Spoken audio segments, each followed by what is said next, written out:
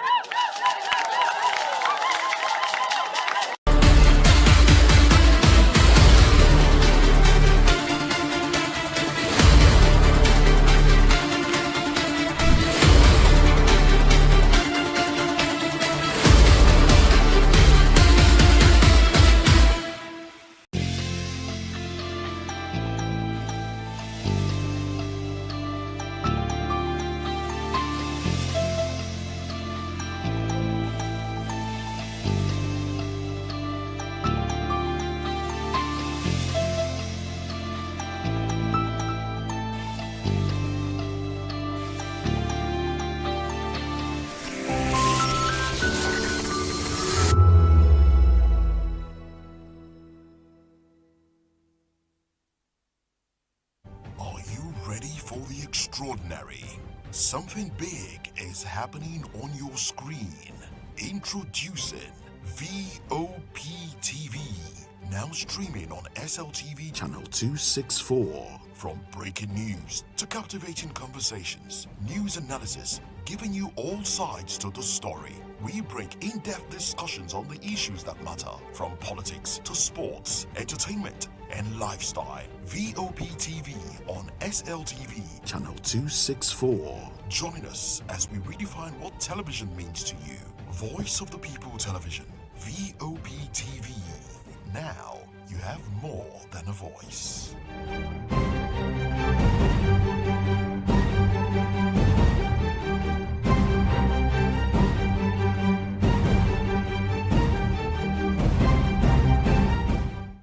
The red carpets, awards, the razzmatazz, music, fashion, interviews, and more. Spotlight on Voice of the People Television. Let's feed you with all the juicy stories in the global entertainment space, bringing you the glitz and glamour as it is hot. Stay tuned to Spotlight, 1 p.m. Monday to Friday. Spotlight on VOP TV.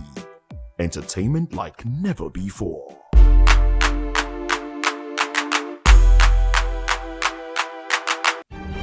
In a world where power shifts with every headlines, news breaks and events happens, we bring you unbiased and explicit information on politics, economy, and state of the nation. We break down the chaos. Facts, not fluff. Truth, not spin. We discuss not just politics, but a glimpse into the future. Voice of the People Television. Now you have more than a voice.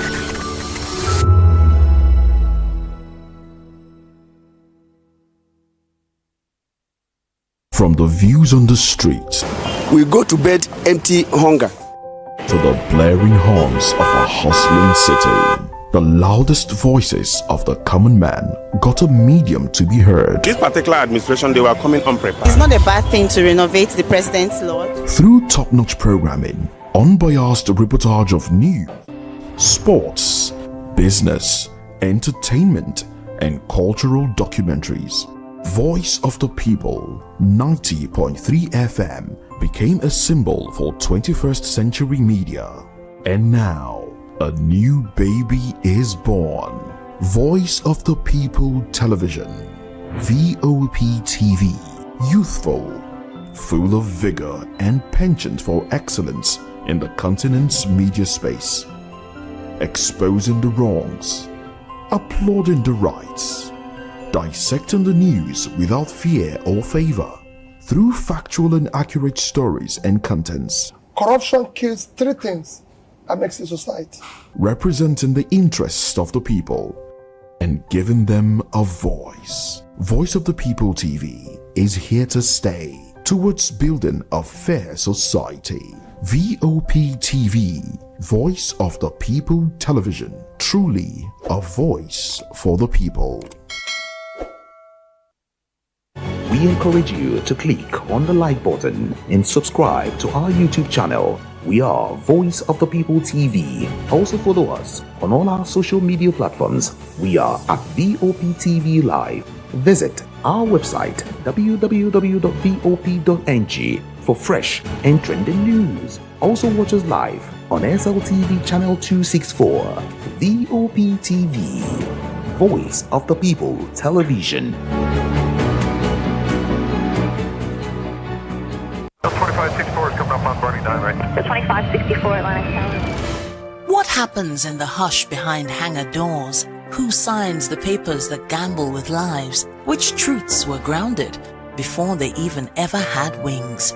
If you've ever buckled a seatbelt at 30,000 feet, if you've ever stared out of that tiny window and wondered who's really in control of the skies, it isn't just flight, it's power, it's politics, it's pressure sealed in steel. We're peeling back the clouds from runway risks to sky-high secrets. We're diving deep where most dare not to look. Aviation Scope, every Sunday at 7 p.m. only on Voice of the People TV. We don't just report, we reveal. We don't just ask, we uncover. Because when it comes to the skies, ignorance is turbulence. Aviation Scope, the sky isn't the limit, it's just the beginning. This is Health Check, your weekly guide to better living, smarter choices, and trusted answers. From everyday wellness to urgent health issues, we've got you covered. Health Check, only on Voice of the People Television, where your health has a voice.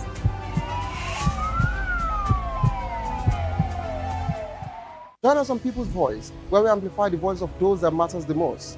Join the conversation. Share your thoughts with me. I am Xavier Udo. Weekdays, Monday through Friday, from 4 p.m. to 5. Don't forget, our voice matters the most. Let us come together and share our concerns. In a world where truth is the ultimate power and opinions scream the loudest, it's time to wade through the noise. Hunger no get tribe! Hunger no get religion! And scan the human interest and trending topics that matter. Stay tuned to The Issues, your plug to the stories making the buzz, from politics to science and technology, social justice, and more. Let's tackle the tough questions and expose the truth. The Issues, on Voice of the People Television. Don't just react, understand. In a world where power shapes with every headline. In a nation full of questions. In a world filled with noise, the truth needs a voice. The policies that shapes our world and the economy that determines our future. Every hour, every day, the grapevine keeps buzzing. And together, we are committed to telling the stories that shape our world, because your voice is our focus. Don't forget, our voice matters the most. Let us come together and share our concerns.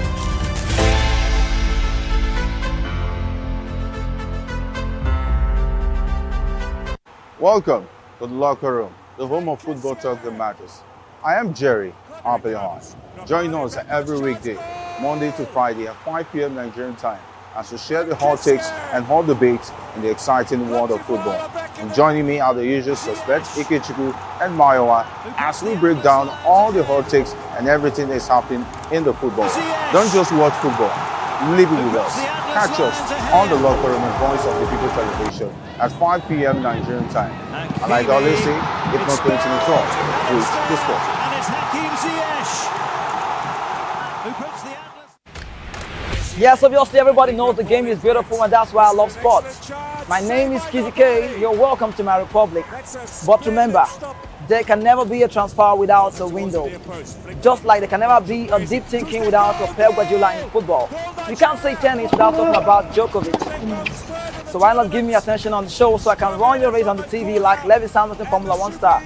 Don't forget, when God have mercy on you, you can achieve your goals like Cristiano Ronaldo. I am a proud Nigerian, and right here, we talk NFF. For every sports updates, commentaries, live interviews on the game, we got you on this, because right here at Voice of the People TV, the Sports Public Show has got everything just for you to be part of it.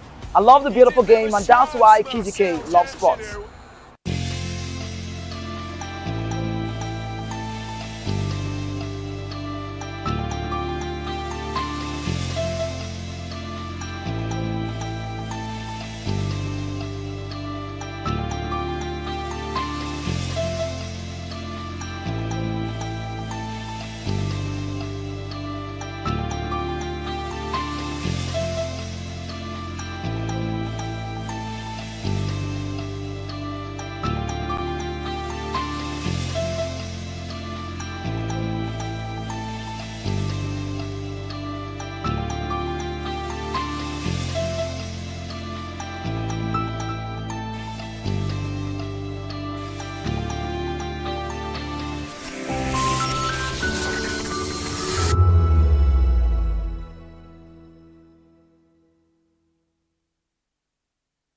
Are you ready for the extraordinary? Something big is happening on your screen.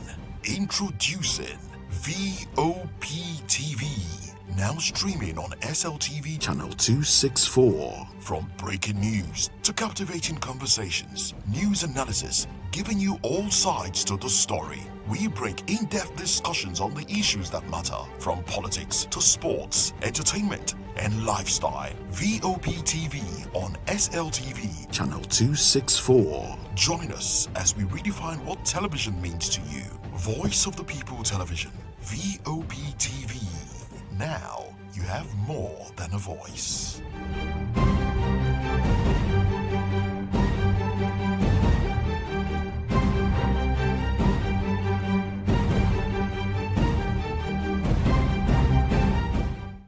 The red carpets, awards, the razzmatazz, music, fashion, interviews, and more. Spotlight on Voice of the People Television. Let's feed you with all the juicy stories in the global entertainment space, bringing you the glitz and glamour as it is hot.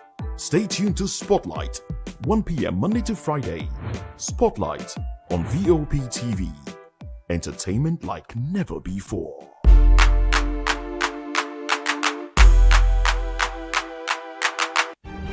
In a world where power shifts with every headlines, news breaks and events happens, we bring you unbiased and explicit information on politics, economy, and state of the nation.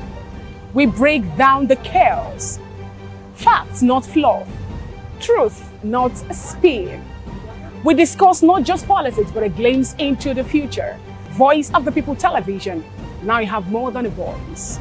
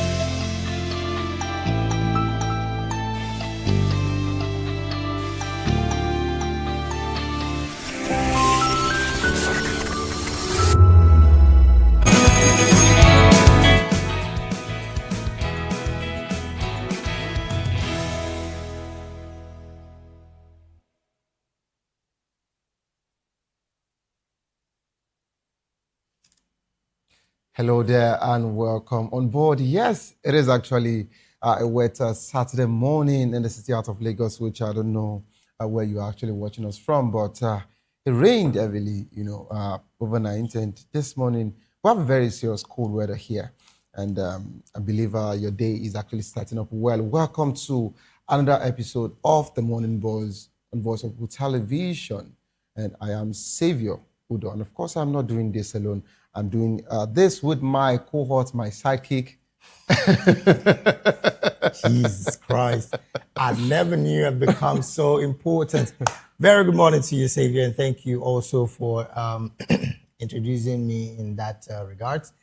But I owe you one in that one. I sincerely appreciate you for the fact that you have admitted on national TV that you are owing me more now. No, because this one is plus another owing. No. So we can just be accumulating all the owing. Okay, let's put it out there. Yeah. What I'm owing him right now is another introduction. I'm not owing him anything aside that. David, can you just keep some things classified? At least. A very good morning to you out there, wherever you are watching us from. And just in case you don't know, it is the Morning Buzz right here on Voice of the People Television. Interesting times are here for Nigerians because today we definitely will be serving you the very best way we know how to do it. And of course, on our radar this morning, Nigeria's deepening insecurity forces new survival measures as illegal arms, terror attack, and of course, self-defense calls intensify. Well, these and others like the PDP leadership crisis deepens as court rejects factional recognition. Now, I mean, the political landscape of Nigeria is becoming broader and broader by the day. But these are the major talking points for today, and we only would urge you to stay with us. All right, these are the major topics, and of course, our discussion for today. However, we also have other interesting trading stories. But before we actually proceed, we urge you to kindly click on the subscription button and subscribe to our YouTube channel on Voice of People Television, and of course on social media platforms. We're VOP TV Live on all platforms we reside, and also visit our website www.vop.ng for fresh and trending stories. And of course, as Voice of the People TV, your opinion matters to us. Therefore, we encourage you to call, share your thoughts, and of course, reactions via our WhatsApp platform, 0904473265. Follow us here. And of course, here you have More Than a Voice. And talking about More Than a Voice, I would like my sidekick to to kick off something today. Of course, something happened yesterday, which I should have actually held him, hostage this morning, but I needed to just let it slide. And that's why he's smiling uncontrollably. So I might still have to do something about it. My God. I will only consistently try to avoid this young man here today. But then again, let's jump into some of the trending conversations that he made around yesterday and, of course, triggered into this morning. Now, despite recent telecom tariff increases aimed at improving infrastructure and, of course, attracting investment, foreign capital inflows into Nigeria's telecommunications sector has crashed by a staggering 91%, dropping from $80.78 million in first quarter of 2025 to just $7.24 million in the first quarter of 2026. Now, the trend is not limited to telecoms, as manufacturing, trading, electricity, and IT services also did this sectors also attract overwhelming major capital inflows, and the figures have sparked conversations about whether investors are losing confidence in Nigeria's productive sector and why money appears to be concentrating in finance rather than industries that directly drive production, jobs, and economic growth.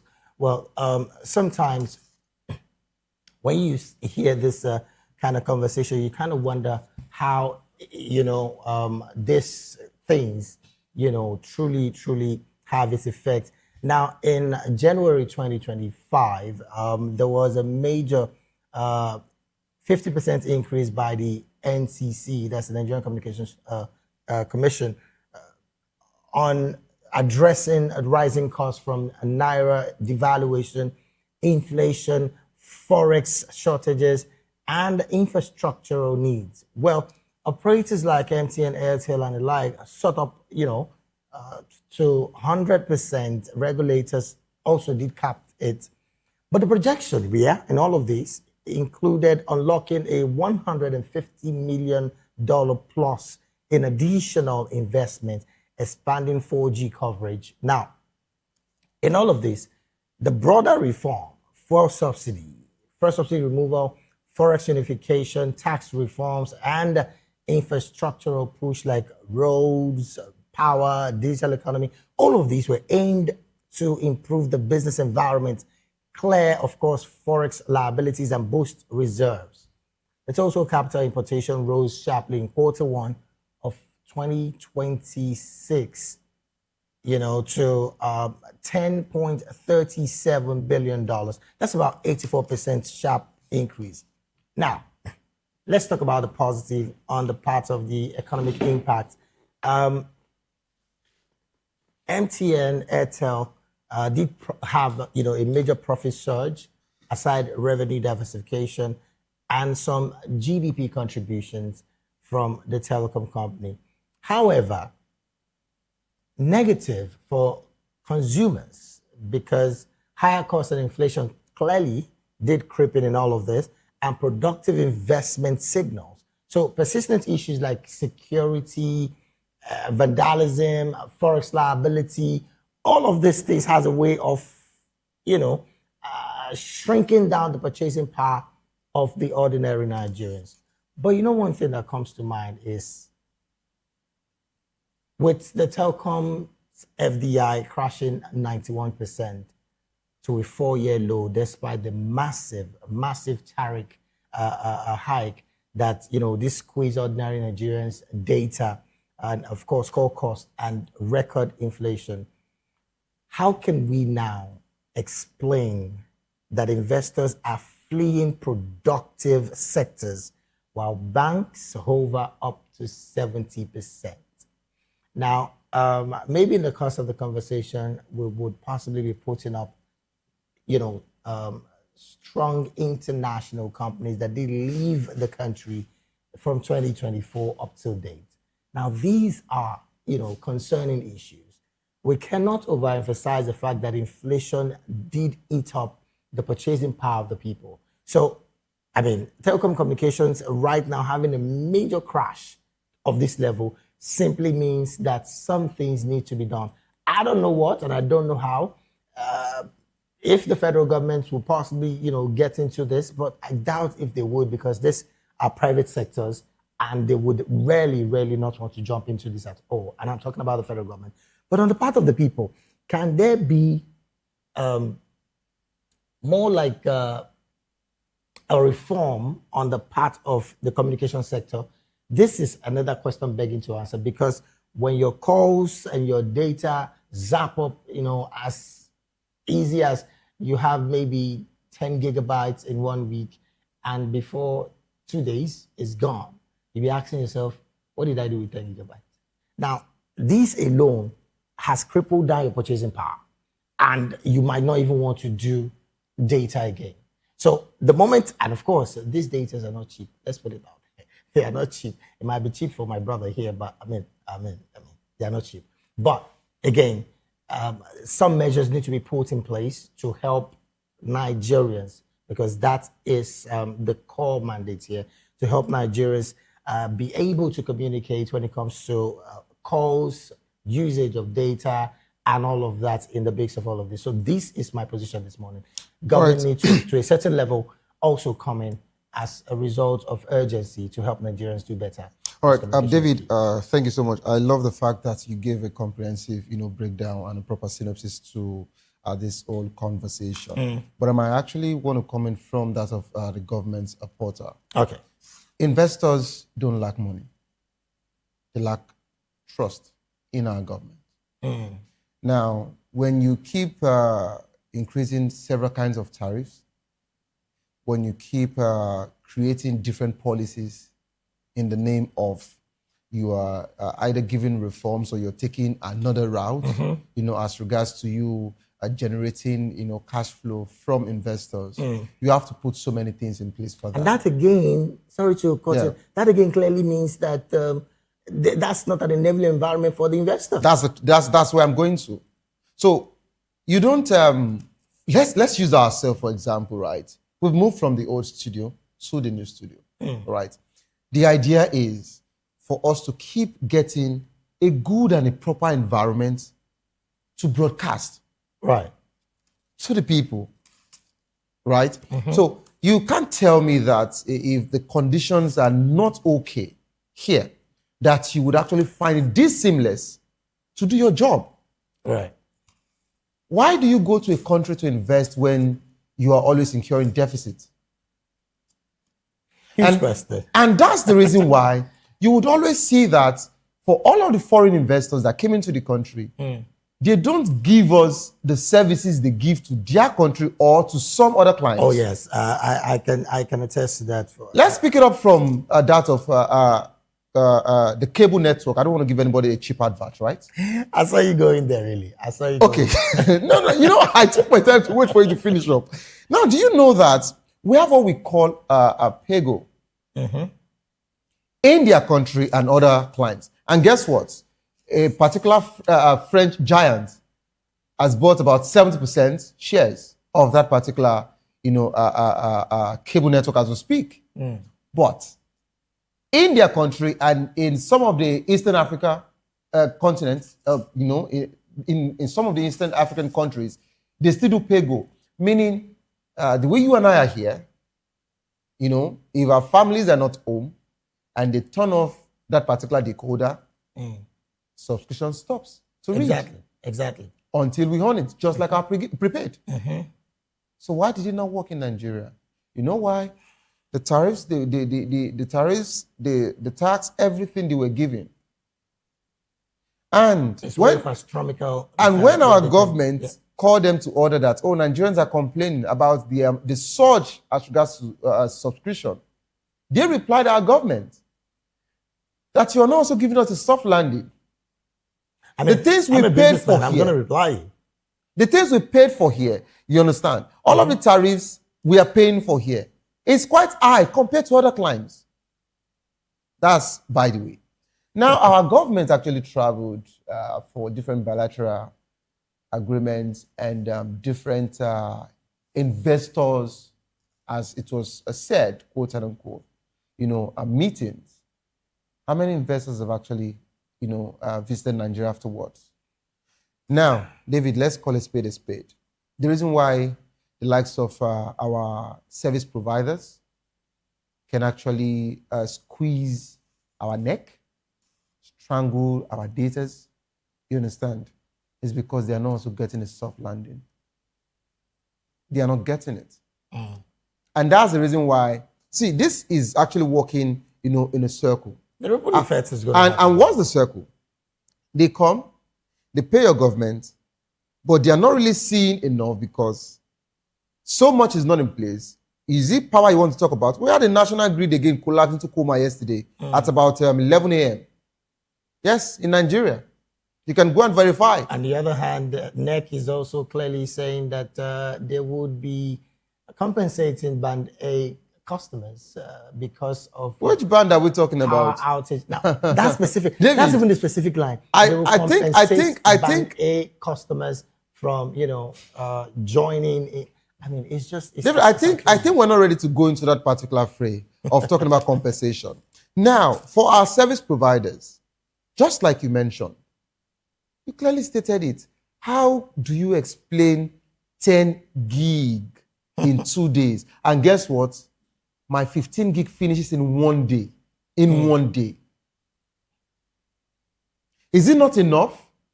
So, it is normal that we are actually seeing this decline. But we want our government to do better. True. And that's the only way we can actually have a proper and balanced, conversation on this particular one. Away from there, because we still have so much to discuss this morning, a faction of APC members in Agege, Lagos to be precise, has stormed the party's national secretariat in Abuja to protest the outcome of Agege constituency 1 primary election. alleging that the results were not correct. They were altered after their preferred candidate, Gunjobi Ganiyu Kola, who they claim scored over 9,000 votes in a peaceful and widely monitored exercise. They actually said that it was denied recognition as the party's flag bearer. The protests and of course the protesters insisted that the election was transparent enough and properly supervised by the party's officials, INEC observers, and security agencies. But they say different candidate was later announced, prompting them to submit petitions, vote records, and videos evidence to the APC leadership while demanding a review of the process. And of course, intervention from the top party authorities, including President Bola Ahmed Tinubu, to restore what they describe as the true mandate of delegates. All right, so the reason why we might not actually stay long on this particular one, this is a family issue, you know. But before I actually call this a family issue, when we talk about internal party democracy, APC has really not done well, you know, and to an extent, they've tried their best, but we have different aggrieved members in the APC as we speak. But if we are to talk about Agege politics, I would actually say that Honorable Gunjobi should just go back home and relax. He never won that particular election. But that is against what some of the protesters said. Now, let me give you clarity on this. He was the former, they just concluded, of course, his administration just finished, was the former local government chairman of Agege. Okay. And his vice was Abiola, Honorable Abiola, who is popularly known as Agbelebu. That's the person who actually won. So, the election was conducted in a confined space where the speaker, the Lagos speaker, Obasa, is actually putting up or supporting Gunjobi to win and not the vice. And it was said that it was conducted in a confined space where they did all of the exercise, and that was where they announced results. Meanwhile, in every major, streets, wards of Agege, Honorable Abiola had his followers everywhere. And you know what? For the very first time, APC did the right thing by getting all videos and comparing scripts. I know these people and I know what happened. I sent a message to the both of them, and Honorable Abiola actually acknowledged that after the general elections, he would actually come on my program, People's Voice. And Gunjobi is yet to reply. Now, I've been hosting a Greater Lagos Fiesta in Agege Stadium since 2016 till date. It was only last year, December, we didn't do it. So when we talk about popularity in Agege, the vice, who happens to be Honorable Abiola, is more popular than him. Let's call it spade a spade. Okay. So he actually won the election, not this, but of course it's normal that you get to see protests. It's like Desmond Elliott coming out to say that he won Honorable Barakat. How will you take that particular one serious? Well, on a lighter note, since you've said it's a family problem, it's a family, maybe situation. You're part of a member of the family. Maybe you, after the show, you possibly would have the... When I say family issue, I mean APC as a family. No, we have aggrieved members everywhere. You could actually see the former deputy president, Honorable Agege, Senator Agege, I beg your pardon. Omagege. Omagege, he has also left. Yes, he left. I think the consensus thing is not working for them. It didn't actually work for APC. And maybe they didn't allow consensus candidacy to really work. They actually did a hand-picking and compelling candidates on people. That's just the truth. Really, because of our time, we need to take a very short break. When we return, we'll be looking at what the front pages are saying this morning in a jiffy, because already we have in the studio our in-house analyst who would be helping us make sense of the stories that we'll be talking about today. So we would be taking that very short break. When we return, we'll be looking at what the front pages of the national dailies are saying this beautiful morning. Please stay with us.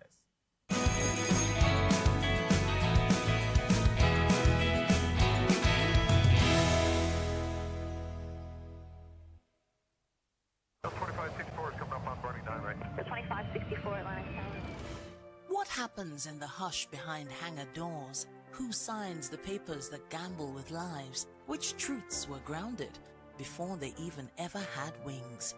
If you've ever buckled a seatbelt at 30,000 feet, if you've ever stared out of that tiny window and wondered who's really in control of the skies, it isn't just flight, it's power, it's politics, it's pressure sealed in steel. We're peeling back the clouds from runway risks to sky-high secrets. We're diving deep where most dare not to look. Aviation Scope, every Sunday at 7 p.m. only on Voice of the People TV.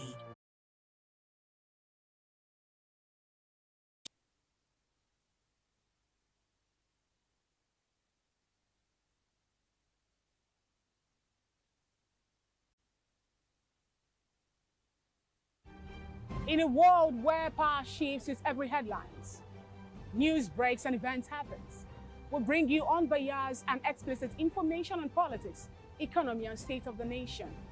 We break down the chaos. Facts, not fluff. Truth, not spin. We discuss not just politics, but a glimpse into the future. Voice of the People Television. Now you have more than a voice.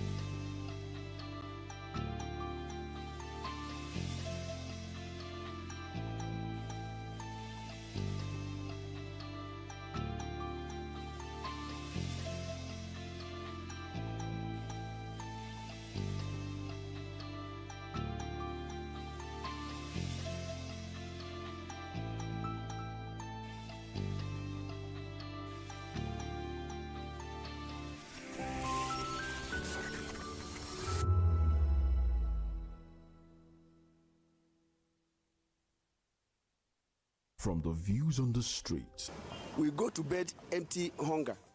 to the blaring horns of a hustling city, the loudest voices of the common man got a medium to be heard. This particular administration, they were coming unprepared. It's not a bad thing to renovate the president's lodge. Through top-notch programming, unbiased reportage of news, sports, business, entertainment, and cultural documentaries, Voice of the People 90.3 FM became a symbol for 21st century media. And now, a new baby is born. Voice of the People Television, VOP TV, youthful, full of vigor and penchant for excellence in the continent's media space, exposing the wrongs, applauding the rights, dissecting the news without fear or favor. Through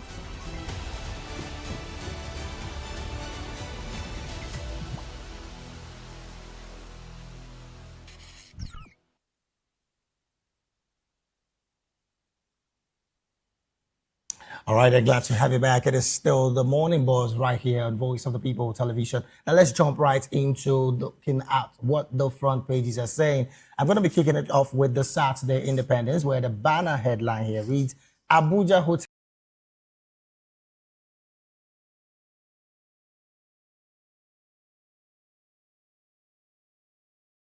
Interesting. Abuja Hotel, secret location where presidential ambitions are negotiated before Convention Day. Well, this is the banner headline there. Above the nameplate, other headlines: controversy trails killing of 16-year-old JSS3 graduate, seizures by EFCC operatives in Benue. I participated in killing only 4 people, says arrested cult leader. Oh, well, you can read that inside page 30 of the Daily Independent. Other headlines there. 28 months after, late Herbert Wigwe, NDIC MD, orders top access hold cause unclaimed dividend list. Oh, well. Why MFM suspended vigils nationwide. This is coming from the church administration. You can read that inside page 4. I just know when it's time for change. Adekunle Gold on reinvention and growth. That's inside page 9. Tinubu making efforts to secure release of kidnapped children of your children and teachers. This is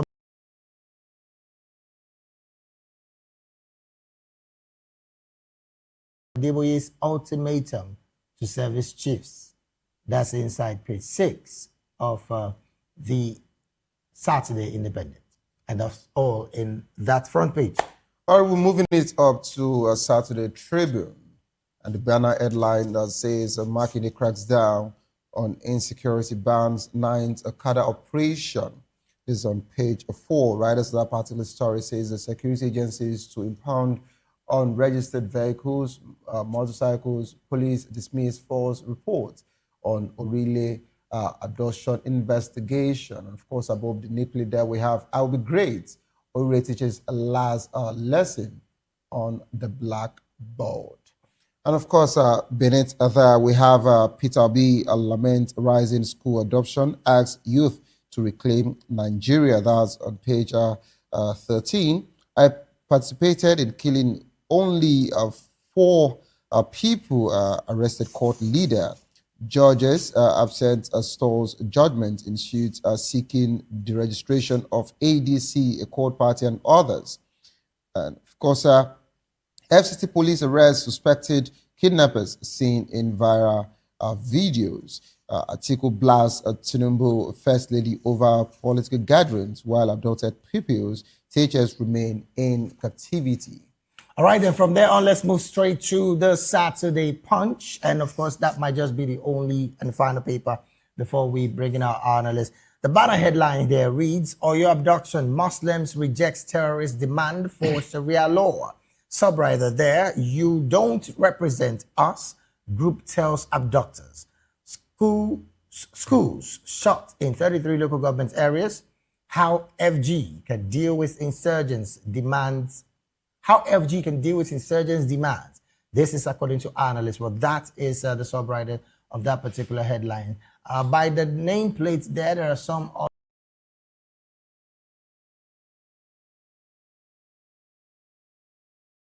celebrities socialites. Beneath the nameplate 2027, parties rule out poll postponement over rising insecurity. Interesting. Other headlines, EFCC accused my son of fraud, killed him while on bail. This is according to the grieving mother. Fighting for dignity, daily struggles of physically challenged entrepreneurs.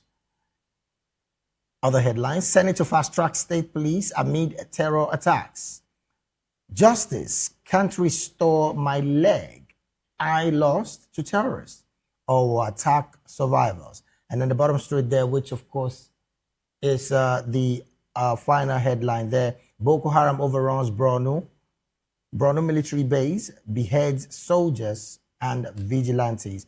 But these are the headlines right there at the front page of the Saturday Punch. All right, then let's bring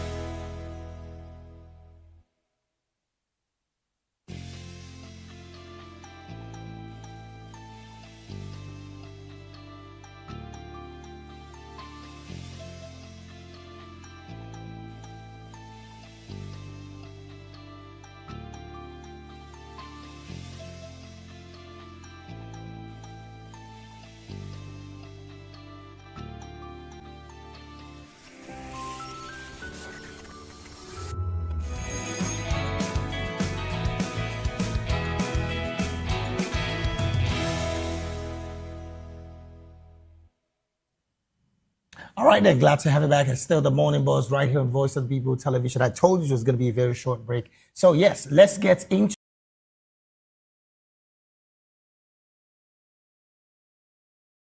most importantly on the headlines that we just wrote out from the national dailies.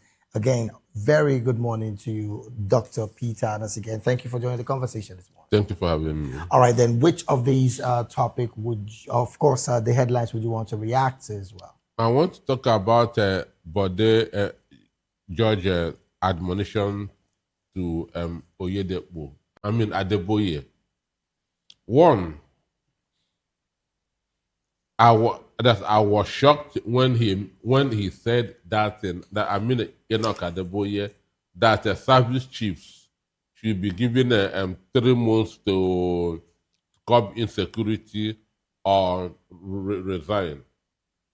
Understand? Okay. The truth is that service chiefs were never voted.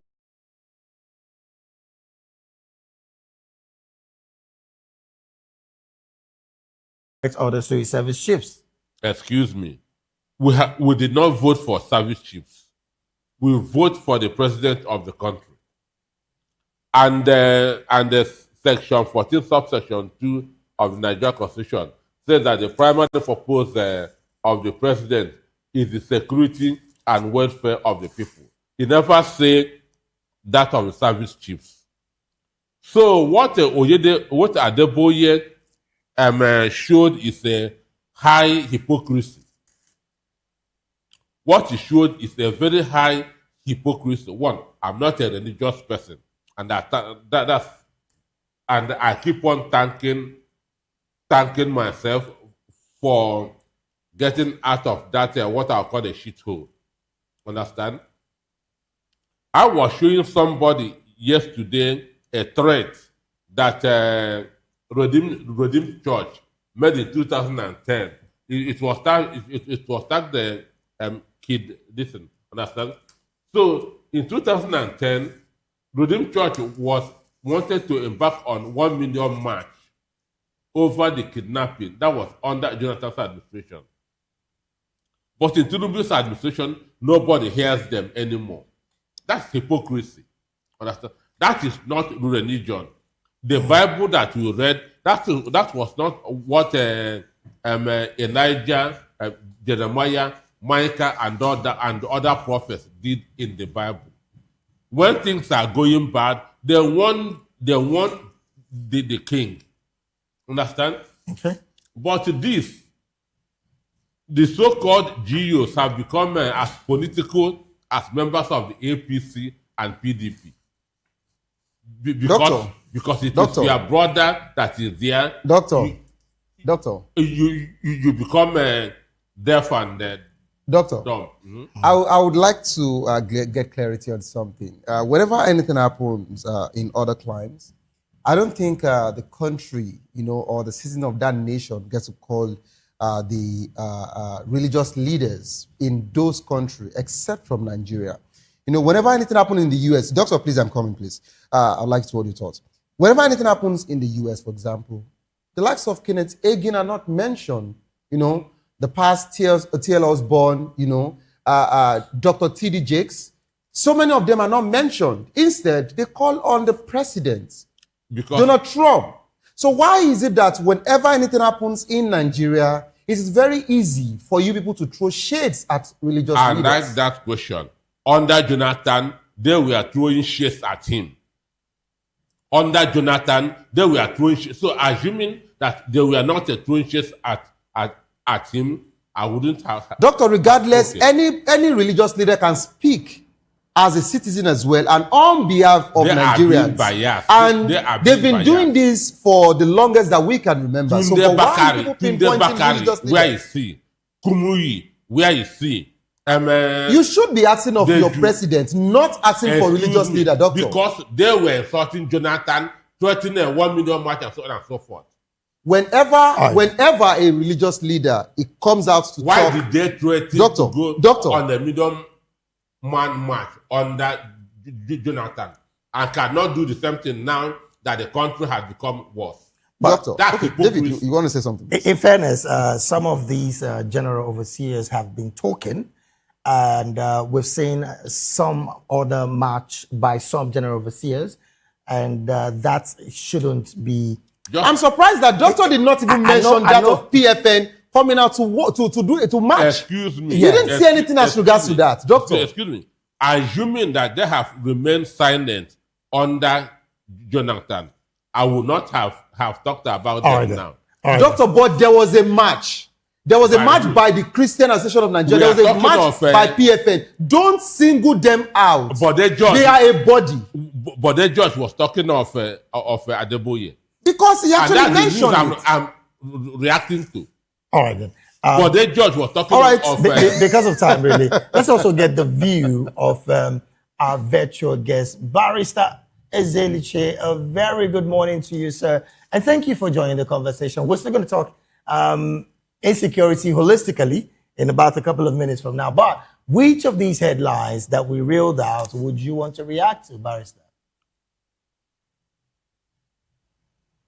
Thank you very much. Good morning to the viewers.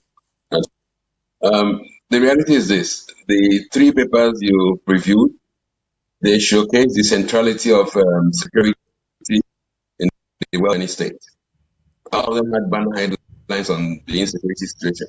I mean, and until we address it, we can't have any movement forward. But what struck me was the one of the paper you read, Independent. Yeah. Which struck that Tinubu was working on getting the girls from Orire community out. Somebody should remind this president that before Orire, there were communities in Niger State, there were others in Kwara who have been abducted for months now. But there was one that they are trying to do some kind of initiation ceremony for them into Islam, or graduation ceremony for them into Islam. So it should not, because one particular one is getting the media blitz now, to just focus on that. Tinubu has exposed the figure in security issues, and Dr. Notike said in the studio, the fundamental duty of a state is the protection of lives and property of its citizens. So if in this instance he has failed in this regard, the man should get out of office. I mean, that's just what I get from all these reports. Thank you very much. All right, then. Let's also take this conversation to Barrister Gabriel Udwafi, who's joining us from our Benin studio. Once again, very good morning to you, Barrister. Thank you for joining the conversation as well. It's good to join the team this morning. All right, and which of these headlines do you want to react to? I mean, we reeled out about three of these headlines, of course, front page of the national dailies. Which of it would you want to react to? Well, dealing with the issue of insecurity and the backlash that the religious leaders are getting, I think that sometimes our public discourse in this country is highly misplaced, and there seems to be a derailment of public perception of how things work. The last I checked, every religious leader is a private citizen. It's a private citizen, and just as I expect government to be there for me, religious leaders also expect government to be there for them. The constant dragging of personalities that have no role to play in government does not have any moral, legal, or logical basis, in my view. So if you want to discuss security, I have seen that people leave those who hold the reins of government and start lambasting those who are not even proximate to them by any means. But what are we saying about our local government structures in Nigeria when we are discussing security? Nobody says anything about them. And this will feast on our common patrimony, administer our public funds, and use our collective efforts to build themselves up. materially, politically, economically, and otherwise. Nobody talks about them. The state governors are there. We just leave them and said, oh, it's Pastor Adeboye that will lead the march. Adeboye, the last I checked, has the headquarters of his church in Ogun State, very close to Lagos. Redeem Camp is in Ogun State. It's not even in Ibadan, let alone be in Oyo State. So what is the relationship between Adeboye, who carries out his religious practices and belief in Ogun State, very close?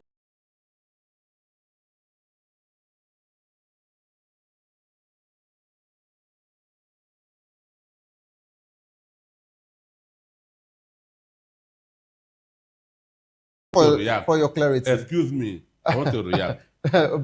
Doctor Wait, will press just aside. in a minute. Okay, doctor. I was reacting to what Bode George said about Adeboye. Okay.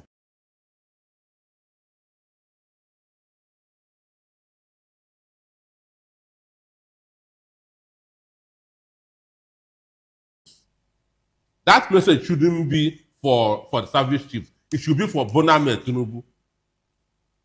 It should be for Boname Tinubu. But Adeboye was being hypocritical. If you say he's been hypocritical, He was being hypocritical. If you're a member of Redeemed Church, very sorry. I No, pity you. no. This has nothing. This has nothing to do with the church. And in We're 2010, only saying, yes. in 2010, the same Redeemed Church gave Jonathan an ultimatum: stop kidnapping, or we will organize a 1 million march. In 2010, why are they not talking now? That's my question. All right, so they cannot be spared. Doctor, you've actually exceeded the 1 minute. We'll be dealing with They cannot be spared. Doctor, you have exceeded the 1 They minute. are part of the problem. Doctor, All right, you have exceeded the 1 minute you talked about. But just for clarity, doctor is not in any way, spoiling or tarnishing the image of any religious gathering here. And not only that, just for another clarity, the PFN, doctor, I need to do a proper Please don't speak. disclaimer. The anchor, please don't speak for him. Okay, so I think we all understand English. So we all understand English. So please don't play. He's even telling you. He's even telling you don't speak. So is the best point to end it. Regardless, you understand English now. Regardless, so the thing is, I need to I'm a clarify. Catholic. I'm a Catholic. Do you think that anybody can drag the bishop of Lagos diocese or Benin diocese or Auchi diocese, and I will keep quiet? Okay, so of course, so what role do they play? There's no religious leaders so for crying out loud. it's barrister. So let Dr. speak for himself. Barrister, it's okay. I understand what you said. We have to refocus our public discourse. No, barrister, thank you. Now, for clarity, nobody is a member of the church here. Just like you said, that if it were to be your own denomination, you would have responded to doctor. But all I'm just saying here is this is not the right platform for doctor to come and actually say things like that to any denomination. That's all we're saying here. And the PFN actually did that particular work against the government. That's what we are saying. Yes, that's what we're saying. That's what we're saying. Now let's move on from that. Let's move on from there.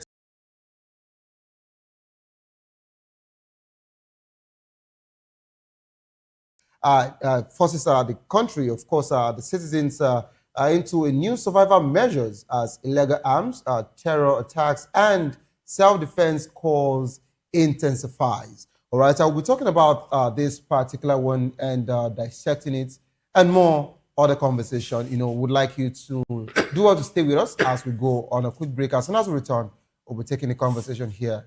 Thank you.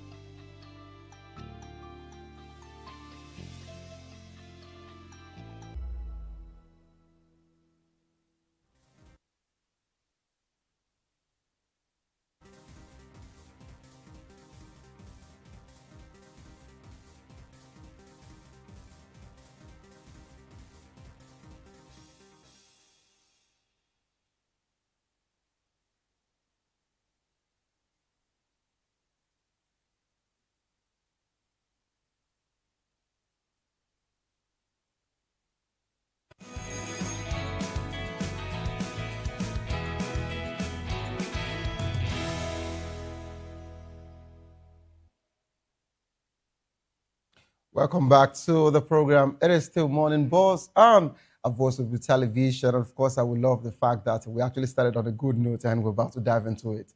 A fresh revelation from the United Nations have linked part of Nigeria's security challenges to weapons rooted during Libya's 2011 conflict, many of which late found their way into the hands of extremist group across Sahel, right?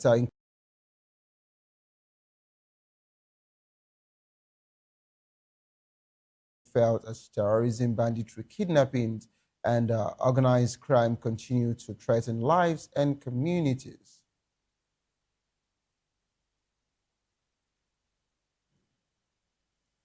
The growing insecurity is now influencing everyday decisions, with MFM suspending vigils nationwide and directing all church activities to end by 8 p.m., while Oyo State is restricted a 9th-time commercial motorcycles operation as part of effort to tackle kidnapping and criminal activities. The situation has also intensified conversation around self-defense and capacity.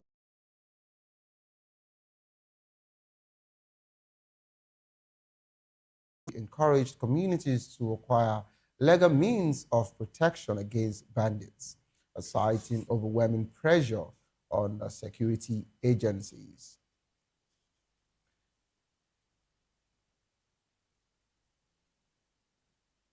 His comments come amid reports of a deadly Boko Haram attacks on a military base in Borno and the arrest of suspects in Abuja who were seen brandishing assault rifles in viral videos taken together.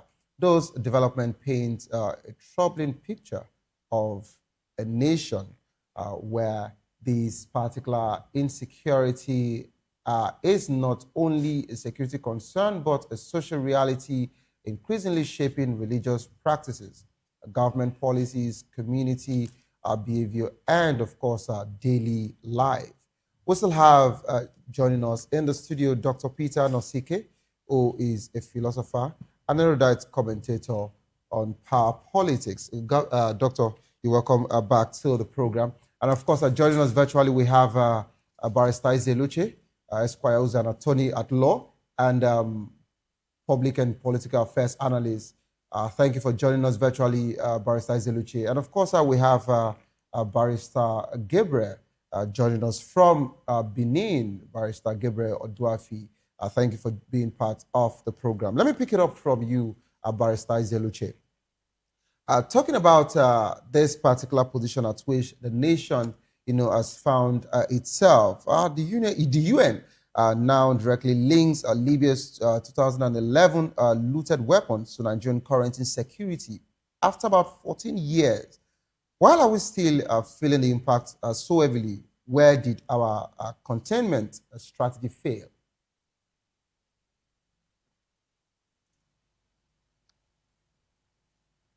Thank you very much. Please go ahead. I think we should begin to question some of these UN reports because at times they just churn out a lot of rubbish.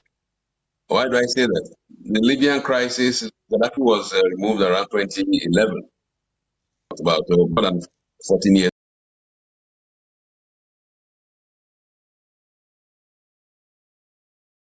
This Libya issue is not there because weapons coming from eventually even the seaports. There have been large caches of weapons seized at both Tinkan and Oner and Powerwolves. Weapons also coming from the Cameroonian borders areas. So I don't always talking about Libya is rehashing, sounding like a broken record. The problem with our country, why there is this politician, is that we have a very debilitating. It falls back to the Nigerian constitution. We have a constitution that centralizes all police powers all immigrant powers, virtually all the director of customs, who is basically has to patrol all the borders of Nigeria. The policeman sitting in Abuja has to direct who will become the DPO of the border area. And he sends in somebody who's not even from that area to be the policeman in charge of the borderline states. He doesn't know the nooks and crannies. So if we had what was going for a very long while, not just state police, but also community and village police forces, you will see that it will be easier this inflow of weapons, and it will be easier to also address insecurity. When you have communities that are there and to even own a gun, you have to seek approval from somebody in Abuja. And that approval is only granted to those who are his cronies. Then if you're not even in the good books of the government, you won't even have a license for a game gun. So that is what actually makes insecurity or makes these killings flourish. Because the kidnappers, the killers, they don't want to die. If they had the fear or the belief that even the house or the people that are coming to also have guns, they would think twice. You have to counter this balance, counter this reign of terror. And the only way to do it is to also equip the civilians where they are located with weapons to counter it. Because, my dear, every in Nigeria, every budding terrorist, everybody wants to be like a kidnapper. Or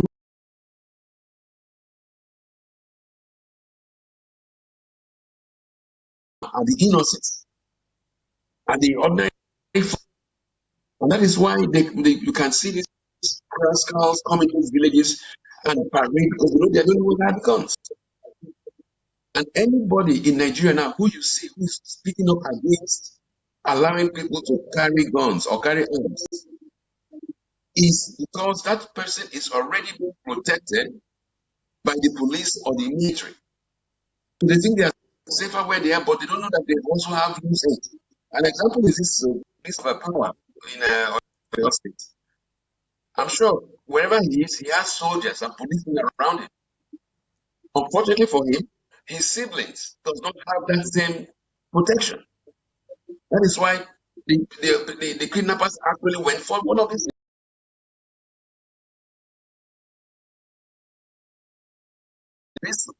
Or some kind of gun in a vehicle, they wouldn't dare it. So it is not high time that for us to move away from even this crime of insecurity. We should begin to develop to carry arms. And damn this federal government that always tells us we can't carry arms because they all have arms. All right, that is where we have to. That's what we have to do progressively, because this repeated messaging by the federal government that they want after every atrocity that they shouldn't worry, they will take care, they will arrest them. It's all a lie. The kind of lies that Tinubu has told the innocent victims of Orire community, it's a lie. The only thing they will do is maybe they will package some money and go and give these terrorists. Unfortunately for them, it is now revealed that these terrorists are the implementation of Sharia in Oyo State. So how do you overcome that? We have a that is politically unwilling to address criminality. Let me set an example for you. What Russia did when terrorists took over a school in Beslan some years back. You don't say I will not risk killing. Those kids are dying every day. Their parents are dying every day. Get where they are and storm the place. And end these pains of everybody. Some will be rescued, but some will be rescued. Stop this. They'll keep on beheading them day by day. Is that better for Nigeria? But sadly, have a government repeating.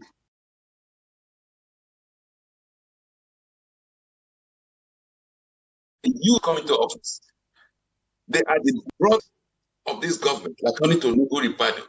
They are the products who this government was welcome, according to General Uriede. How do you expect this Tinubu government to fight this criminal? They are political children. So, I mean, let us be realistic.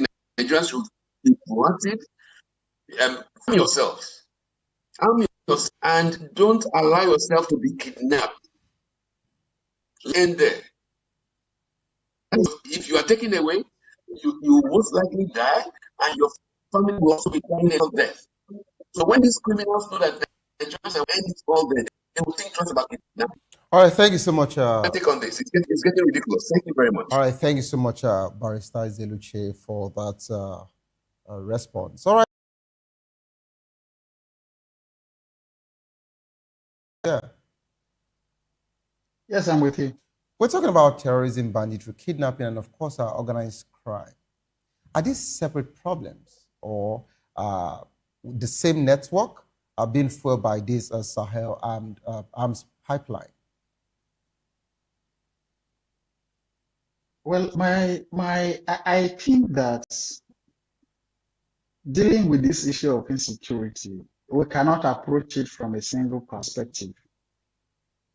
And that is why I don't agree with my learned friend who said that bearing arms by every citizen will solve the problem.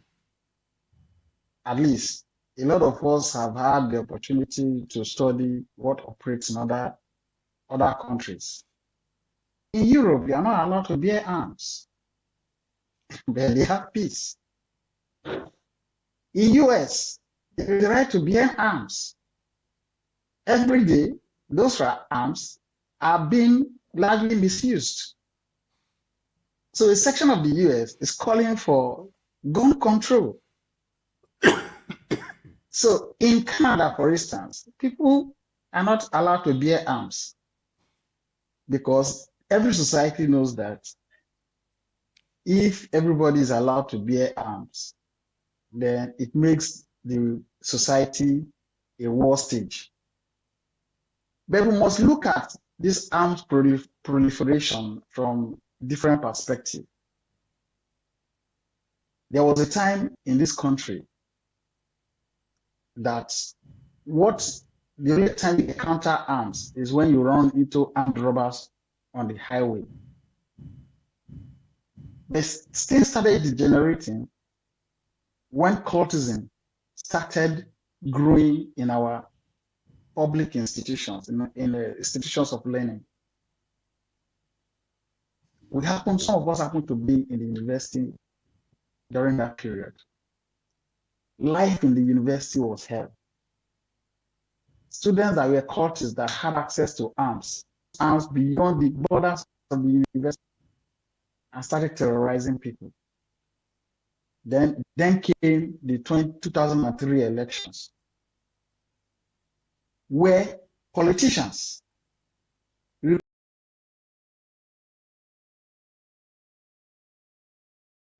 and those on the streets armed them heavily for the purpose of winning the 2003 elections.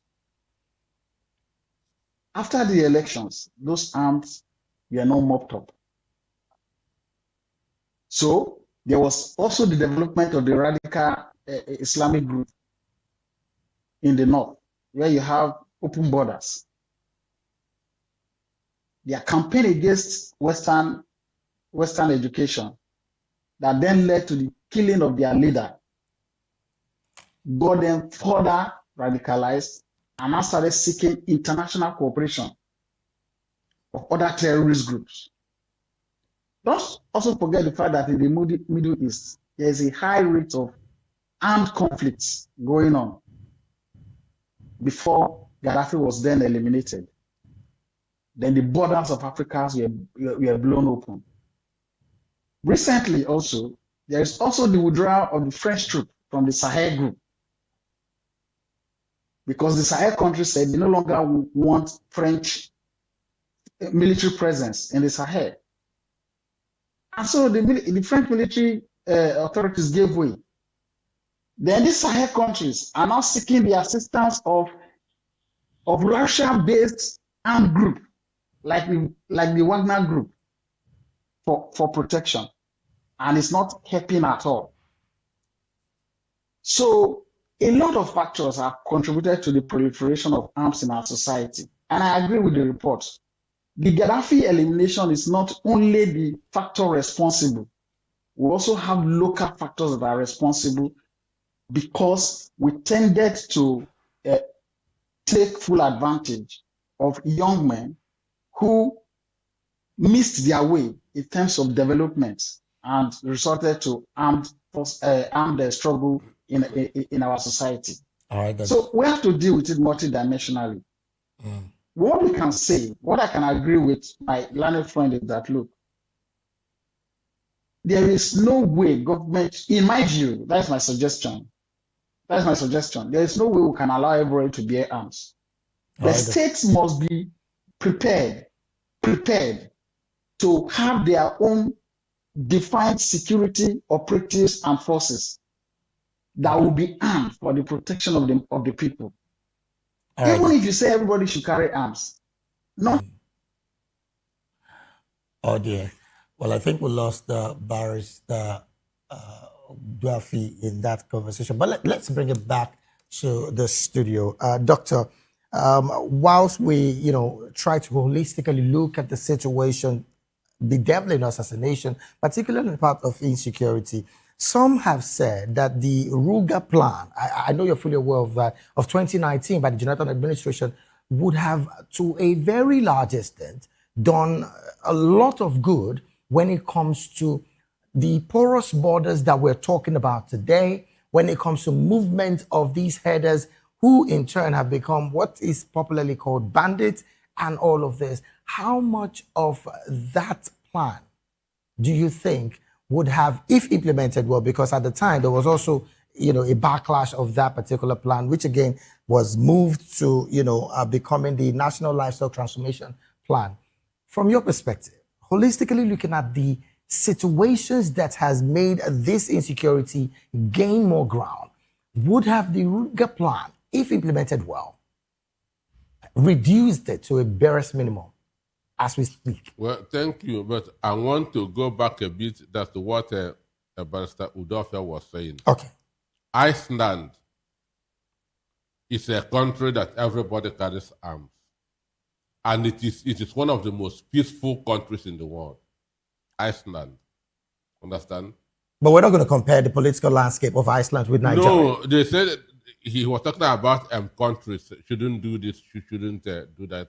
In Iceland, everybody carries arms. I like the fact that you brought this up, Doctor. Don't you think that the peculiarity of Nigeria as a nation would not allow us carry guns? And I say peculiarity because of our nature. We are comparing countries. He has mentioned Canada. We will compare countries, and there are people in those countries. Okay. I would say depending on the state of involvement. Good. Understand? So a country, there's a country that everybody is allowed to carry arms, and the country is peaceful. So it is a country, it is an independent state, it's a sovereign state. Understand? So that aside, then Ruga, if well implemented, would have helped in curbing insecurity by 50%. Understand? Because these headers or bandits, terrorists masquerading as headers, it is through these cows that they enter different towns and villages.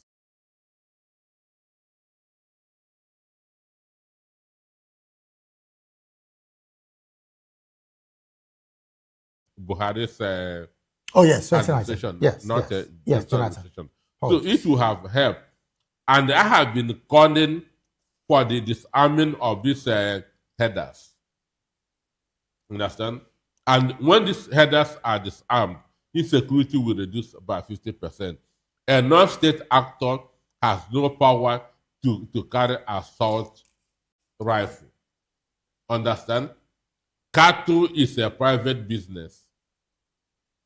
If they can carry arms, the timber cutters in Ondo should also carry arms, because they are being confronted by wild animals in the forest. Understand? Another trader should also carry arms, because at times armed robbers also confront them. Understand? So it shouldn't be given a easiest way of curbing insecurity is to disarm these headers. Once they are disarmed, which I know that Ruga can do, because once you have a Ruga in most parts of the countries, they will not have any reason of carrying their cows and they are gone from point A to point B. Right. So Ruga would help.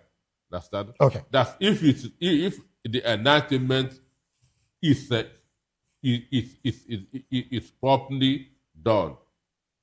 But government shouldn't be taking people's lands and be building and turning it into farms. That's for these cows. Because they don't build shops for the traders and so on and so forth. Like I said, cattle rearing is a private business. It's not a national business. So we shouldn't give them any preferential treatment. Okay, now let's also talk about the decentralization of the policing system. Alhaji Atiku Abubakar, the ADC presidential candidate, also did mention that as we speak, the counterterrorism logistics. But we'll come to you, Barrister. We'll come to you in a bit.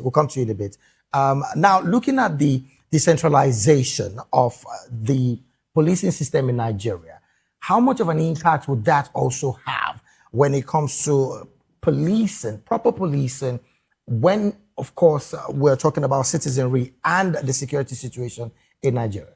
Well, it is not working and will not work. Understand? I have given 4 reasons why state police is more preferable than this centralized stuff. Okay. Understand? I have given 4 reasons. 1, Nigeria is a very peculiar country. Understand? Bringing a policeman from Sokoto to, let me say, Abia is a waste of time. Understand? Because 1, he doesn't understand the language of the people. 2, he doesn't understand the terrain. All right, then. Number 3, there's no emotional attachment. These are not my people. Whether they live or die doesn't concern him. Right? Then 4, the issue of trust. Okay. Understand me? So these are 4 reasons why state police is more preferable than what we are having now. All right, then. Let's take this conversation back to Benin City and, of course, get your concluding thoughts, Barrister Gabriel, your concluding thoughts on this. And specifically also on the part of the Ruga situation that I mentioned earlier. Just sum up your concluding thoughts in maybe less than 1 or 2 minutes before we go to Barrister Ezelichi as well. Okay, so I have been an advocate of state police right from time, because historically in Nigeria, we used to have native police authorities that were chiefly responsible for the protection of our local communities, long before the promulgation of this central policing system after the military takeover in Nigeria. So state police would work, and the states must be encouraged to take full responsibility to establish their respective police. Local government should also be able to establish and play a significant role in the control of the security within their local domain to assist the state police. In any event, all communities are now policing themselves with the aid of vigilante groups, hunter groups that have been very useful to even fighting this insecurity and criminality within their domain. So that template is working. Okay. We have to encourage it. All right, thank you so much. For Ruga, I think that the discussion have gone beyond this terrorist being just headers. It has not gone beyond headers. But that Ruga, a centralized location where people can raise their animals, should also be implemented. Okay. But for Iceland is not a free for all gun-bearing state. Is for you can obtain a license for hunting and short-range shooting, and you must pass through strict background check. So it's not that everybody can bear arms in Iceland. And the minimum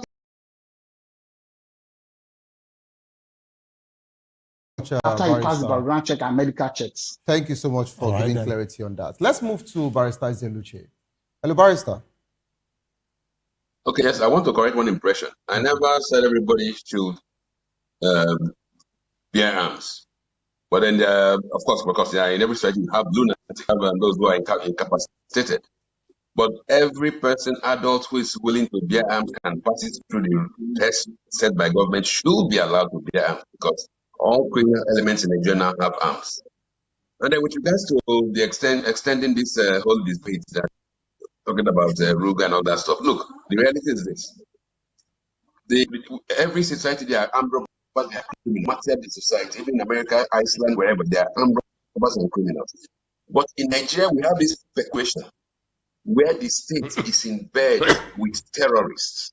They are the brothers, they are the prodigal sons of those in government. We have in Nigeria a state whereby you have 200-300 armed terrorists taking over swaths of land in a country. You have a country where you have over 200 internally displaced camps for citizens.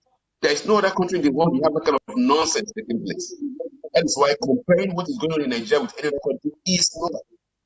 We need to have drastic actions to address the in Nigeria, because the government is complicit. All right, then. Clearly complicit in this terror activity. Thank you very much. All right, then. Barrister, before you go, in just a few seconds, maybe one sentence, looking at the conversation surrounding state policing, and I need you also, maybe Barrister Gabriel also would give us clarity to this. Is there, right now as we speak, is there a bill passed by the executive to the legislators, particularly on the state policing situation, from your perspective, or from your idea, if you have anyone? Well, if anything that we hear in this week is anything to go by, if the news that filtered out is anything to go by, there is already a proposal. The IG of police has made a proposal for the structure that state police should take. That proposal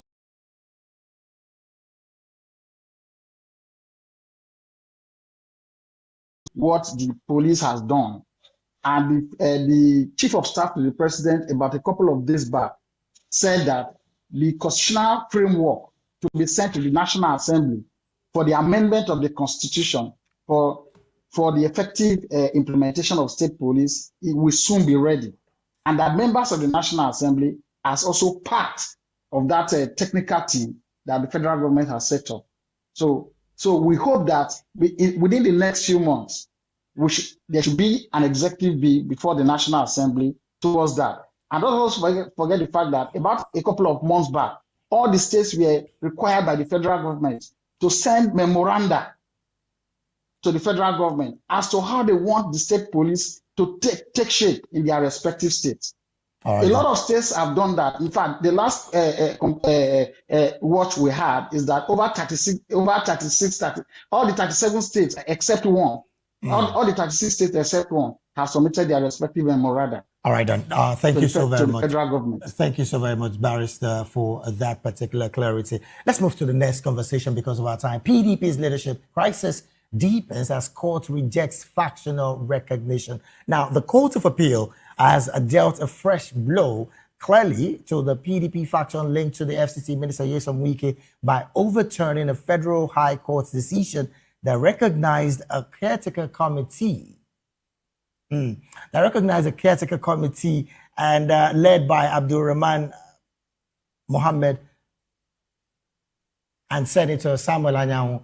The appellate court ruled that the lower court exceeded its powers by granting recognition that none of the parties had requested, effectively declaring that aspect of the judgment invalid. Well, the ruling also reinforced earlier Supreme Court decision that nullified the PDP's Ibadan Convention, meaning any leadership structure that emerged from the convention has no legal standing.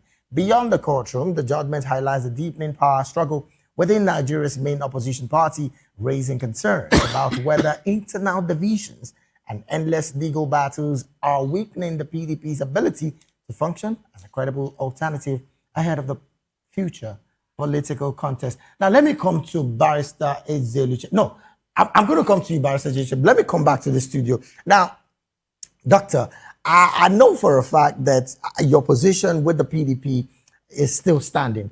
But looking at the fact that there's been this back and forth of going to have strong litigation and strong judgment from one court to another about the PDP, do you think that the party adjudged to be the biggest party in the entire Africa as of 1999 clearly can still stand the firepower of the political landscape of Nigeria in any election?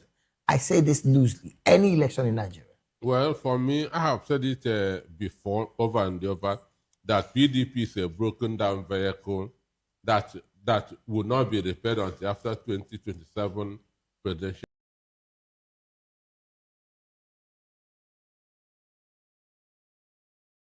Not. Everything is working according to arrangement. Understand? Okay. What you are seeing in PDP is an arrangement. Understand? This back and forth, it was well arranged that they will continue with this until the election is over, so that Tinubu will have that's an easy election. Understand? So that is still what is going on now. Wike is still going to appeal. But we know that Sam Anyanwu, they have been thrown away by the court many years ago. But Wike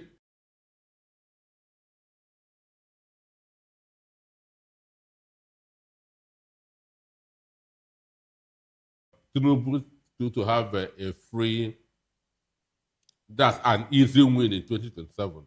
So that's exactly what is going on now. Should Sam Anyanwu, who again has been thrown away by the court, consistently have voice in the party, and of course being supported by a serving minister, how much of an impunity are we seeing here as against court judgment in Nigeria? We've never had this kind of government since I was born. This are the worst. That's what have not been happening before is now happening under this APC, and it's expected, going by the character of the person at the head. It is expected, going by the character that's of the person that's at the top. So when the society, Nigeria is not broken. The society is not broken. It is working according to arrangement, the way they arrange it. Oh, well then, let me take this conversation to Barrister Ezeluche. Well, again, what do you make of this, Barrister? Because as it stands, we're seeing a rival interpretation of judgment foiling high-level propaganda within the PDP. Now, this is a party, as of 1999, was about the greatest party in Africa. I mean, falling down like a pack of cards. What do you make of this story? And looking at the fact that a serving minister still holds that level of power to bring into the fold one who the courts in Nigeria has thrown off as a leader in a political party. What's your take, Barrister Ezeluche? Thank you very much. The decision and rubbishing of the judiciary, the current dispensation in the past 12 years, right from the time, 11, 12 years, right from the time of Muhammadu Buhari, has been worst damage to democracy or our pretense at democracy in Nigeria. Why I say this is now we have times when the Supreme Court judgment, everybody is claiming victory from the same judgment that is expressed. There's no clarity of decisions. In the lower courts, like the federal high courts or the high courts, you have multiplicity of conflicting judgments. Nobody been punished. None of these erring judges has been punished. In the current matter, you're talking about the PDP, Turaki faction, and the faction led by Nyesom Wike. If you understand the details of that case, you will see how low the judiciary has sunk in Nigeria. The Turaki faction was removed by the Supreme Court in an action where the other side did not have a counterclaim. It was lost their basic affidavit evidence. And the Federal High Court sacked the Turaki faction. And we said, but all these orchestrated pranks, sadly, I have to call it because they are pranks.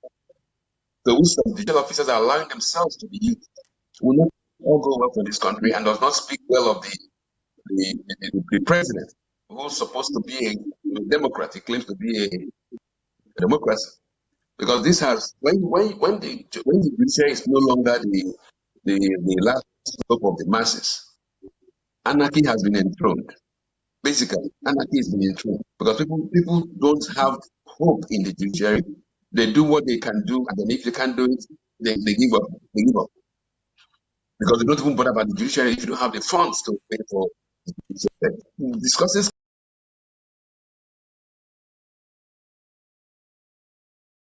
is water, particularly with regards to political matters. Sadly, you see in the opposition and the ruling party telling us that once you come into APC, all your sins are forgiven. The FCC does not pursue you. I mean, there's no more justice in this country. It's just part of the ruling party and it's all over. I'm taking this far because if you go to the PDP, the ruling on the PDP, it makes no sense because they achieve the goal as achieved, and that is the goal of destroying of what was once the key opposition party. And this APC is also doing the same thing. And the thing is madness, but this is criminality. And even the judges who are keen to help them achieve this are not even doing themselves the situation they represent any good. Yes, their accounts will be stopped with cash, but they're going to benefit from that cash. It's sad. For some of us that is 2 decades into this profession, we have to be talking about it in this manner. It's pathetic. And it's getting worse. It's getting worse by the day. Okay. All right. Not the Supreme Court gave a judgment on the PDP. The Wike faction was claiming victory. The other faction was claiming, the Wabara faction was also claiming victory. You see that they don't even know how to write the Supreme Court of Nigeria what? It's sad. Okay, thank you. When you look at how these judges get to that position, you show that. One of the legal critics says that it is now a sexually transmitted appointment. Because you have girlfriends, boyfriends, wives, and children of all these politically associated people getting into the judiciary. And that's what we want us to discuss a particular decision here. No. We have to decide what do we want to do with our society. Because the rot has, from the political class, metastasized into the judiciary. And the earlier we weed it away, the earlier we cleanse it, the better for us. Because now, even if you go to court for any matter, lawyers bring this money to settle the judges. Not all judges collect this price. But the system has been such that it's been bad to die. And look, until we decide as Nigerians to come back to say enough is enough, this thing will continue to descend down the abyss. And enough is enough in Nigeria's case, it's from the apex. Because in the Nigerian Constitution, so much authority and power is vested in the office of the President of the Federal Republic. All right, sir. In character, occupy that office, then we can have change. Otherwise, it's a silly, dirty mess. Thank you so much. Thank you so much, Barrister Ezeluche. Let me take it to Barrister Gabriel Duafi. Barrister, I love the fact that you're also smiling. You know, Barrister Ezeluche used a particular terminology, and you know, it got us laughing in the studio. Let me bring it to you, Barrister Gabriel, as a legal practitioner, and it is quite disturbing.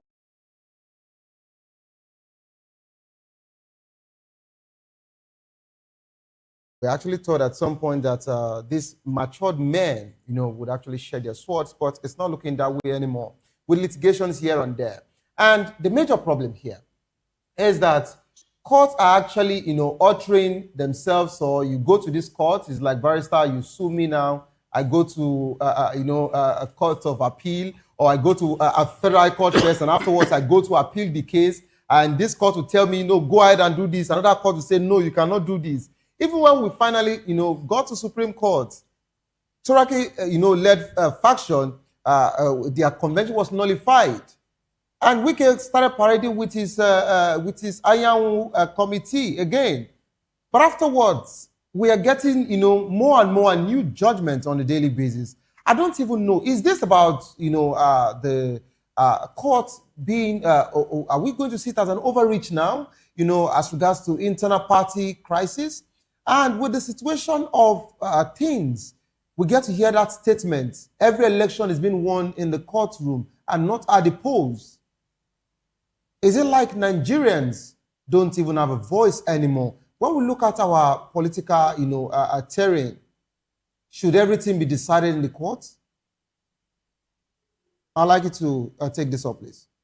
Well, that question, the last question you asked, whether everything must be decided in the courts, is left for the disputant parties, the disputant within the political party to make that decision. I'm a lawyer, right? And a practicing lawyer at that. I go to court practically on a daily basis since I have done this for decades. If you commit a wrong against me, I'll weigh my options whether to submit myself to the judiciary or to find a way to resolve it and move on. So that question must be answered by those who feel aggrieved. The court cannot stop anybody. In fact, it is unconstitutional for the court to close its doors against somebody who feels that he has a grievance. But I think that I completely disagree with everybody that tends to lampoon the judiciary for what is happening. What has taken us over is that people have learned not to give up even when the odds are against them. Awolowo, historically, was one of the most cerebral politicians in his time, and even to date. When he lost the presidential election by a fraction of figures, he went to courts. And the Supreme Court said, by the interpreted to test majority of 19 states, against Awolowo, who was then a senior advocate of Nigeria. And he accepted it. And he allowed Shagari to be the president. On the day the case of Amaechi was argued at the Supreme Court, I was at the Supreme Court on that day. It was that day they gave judgment. Have you remembered that Amaechi was not on the ballot for that election? I think then we still have some level of decency. The Supreme Court removed Omeha and said the votes that were casted for Omeha belonged to the PDP. And since the Supreme Court have found that Amaechi ought to have been the candidate of the PDP, Amaechi should be sworn in immediately. Everybody accepted it, and that chapter was closed. Amaechi is the only governor in Nigeria that did not participate in an election, but inherited the votes cast by the Supreme Court. We celebrated it then. So I can take it down.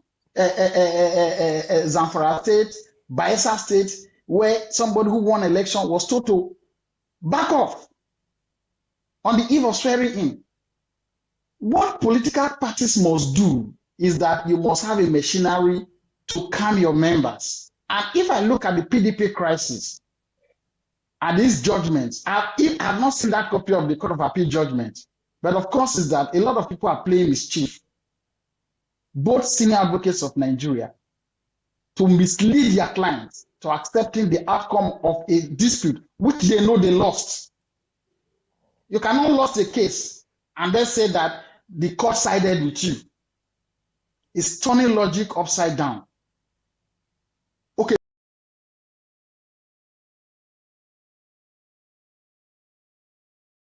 Somebody will lose the primary in APC.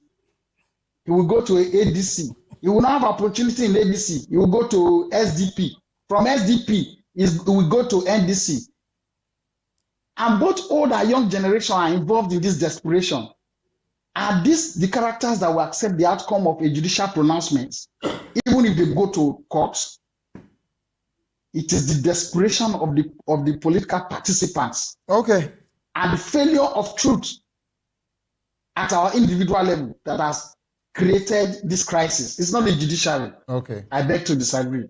Thank you so much, Barrister Gabriel, for that particular one there. We'd like to move to trends because we're pressed for time, but Doctor, you want to say something in just 30 seconds? Judiciary is aiding this by giving judgments that are not very, very clear. Understand? That's why two people would be claiming victory. Understand? It is the fault of the judges in the court. Now, if you give a clear judgment, there's no way two parties will be claiming victory. So it is part of the scheme. It is part of the script. So the judges will never be exonerated from the decadence in the country. They are fully part of it. Okay. All right. Thank you so much, Dr. Peter Anosike, on that particular one. Because we're pressed for time, we would have, just taken a slice as regards to the trend. But just for the records, the ongoing WAEC examination of come under heavy public criticism after repeated delays across centers in Lagos, Oyo, Osun, forced students to sit for major papers like physics, mathematics, late into the night, with some finishing as late as 10 p.m. Reports show candidates struggle with late arriving question papers, missing materials, and logistics setback, raising concerns from parents, school administrators, and education stakeholders about student safety, psychological stress, and exam credibility, especially as a similar disruption occurred last year, while the WAEC is acknowledged each is due to unforeseen circumstances and promised improvement.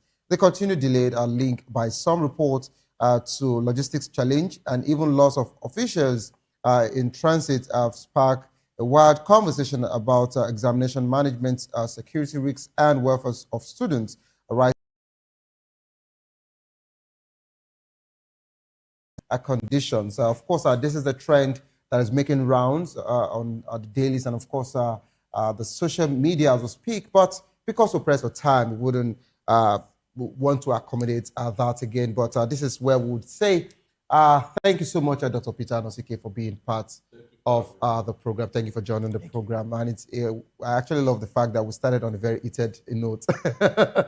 Hoping to see more of you on this particular desk. And thank you so much, Barrister Eze Luche. Thank you for always being there. Thank you so much for being part of the program, Barrister. And of course, Barrister Gabriel Oduafi, thank you so much for being part of the show. And of course, to my cohort and my psychic.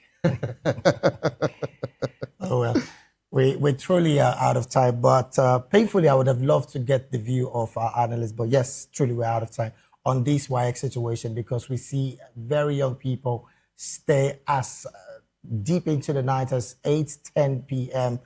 Writing an exam that day. Again, some people will say, what is the level of security for these young people? This is a conversation that we should be having, but we're hoping that the federal government and state governments precisely do right by making sure that some level of accountability is taken in all of this.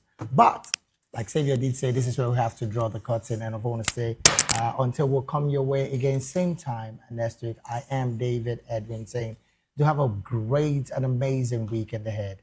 God bless Nigeria. And of course, don't forget that the views and opinions expressed by our analysts are solely their own and do not reflect that of VOP media, don't give up because it is not over. Tough time doesn't last, but tough will do last. Whatsoever you're facing will soon be over, and you will definitely smile again. My name remains Xavier Udo. Enjoy your weekend.